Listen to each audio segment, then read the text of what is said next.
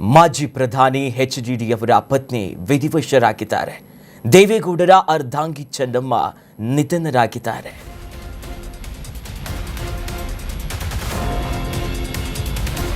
ಮಾಜಿ ಪ್ರಧಾನಿ ದೇವೇಗೌಡರ ಪತ್ನಿ ವಿಧಿವಶರಾಗಿದ್ದಾರೆ.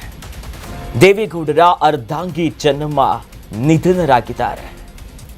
ಉಸಿರಾಟದ ಸಮಸ್ಯೆಯಿಂದ ಚೆನ್ನಮ್ಮ ಶಿವೈಕ್ಯರಾಗಿರುವುದು. ಜುಲೈ 15ರಿಂದ ಚೆನ್ನಮ್ಮಗೆ ಸತತವಾಗಿ ಆಸ್ಪತ್ರೆಯಲ್ಲಿ ಚಿಕಿತ್ಸೆಯನ್ನ ಕೊಡಲಾಗ್ತಾ ಇತ್ತು.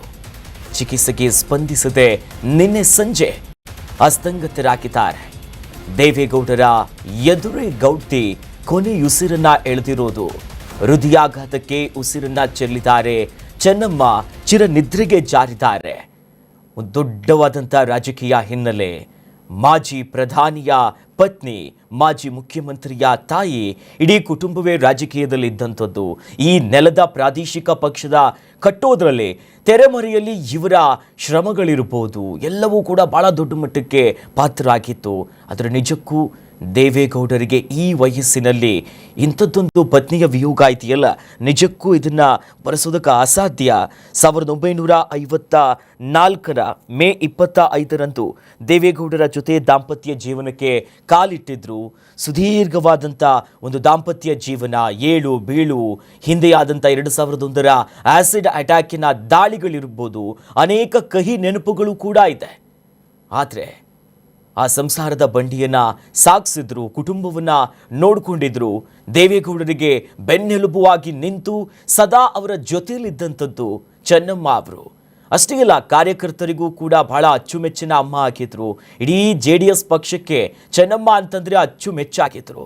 ಆ ನಿಟ್ಟಿನಾಗಿನೇ ಅವರು ಸೇವೆ ಮಾಡ್ತಾ ಇದ್ರು, ನೋಡ್ಕೊಳ್ತಾ ಇದ್ರು, ಜವಾಬ್ದಾರಿಗಳನ್ನ ಹೊತ್ತಿದ್ರು. ಆದರೆ ಕೊನೆಯುಸಿರನ್ನ ಎಳ್ತಿದ್ದಾರೆ. ನಿನ್ನೆ ಸಂಜೆಯಿಂದಲೂ ಕೂಡ ಗಣ್ಯರು ಬರ್ತಿದ್ದಾರೆ, ಕಂಬನಿಯನ್ನ ಮಿಡಿತಿದ್ದಾರೆ. ಕಾರ್ಯಕರ್ತರು ಒಂದು ಕಡೆ ಕುಗ್ಗು ಹೋಗಿಬಿಟ್ಟಿದ್ದಾರೆ. ನಿನ್ನೆ ರೇವಣ್ಣ ಸೇರಿದಂತೆ ಅವರ ಪುತ್ರರು, ಕುಮಾರಸ್ವಾಮಿ ಎಲ್ಲರೂ ಕೂಡ ಕಂಬನಿಯನ್ನ ಮಿಡಿತಾ ಇದ್ರು. ಬಹಳ ಒಂದು ರೀತಿ ಶಾಕಿಂಗ್ ಆಗಿತ್ತು. ನಿನ್ನೆವರೆಗೂ ಕೂಡ ಚೇತರಿಸ್ಕೊಂಡು ಬಿಡ್ತಾರೆ ಅನ್ನುವಂಥ ಒಂದು ಉತ್ಸಾಹನೇ ಇತ್ತು ಎಲ್ಲರಿಗೂ ಕೂಡ.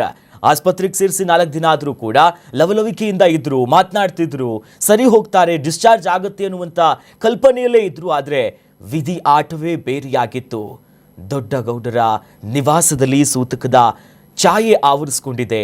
ಮನೆಯ ತಾಯಿಯನ್ನ ಕಳೆದುಕೊಂಡು ಕುಟುಂಬ ಈಗ ದುಃಖಿತವಾಗಿದೆ. ಕರ್ನಾಟಕ ನ್ಯೂಸ್ ಬೀಟ್ ಫಾಲೋ ಮಾಡಿ, ಸಬ್ಸ್ಕ್ರೈಬ್ ಮಾಡಿ.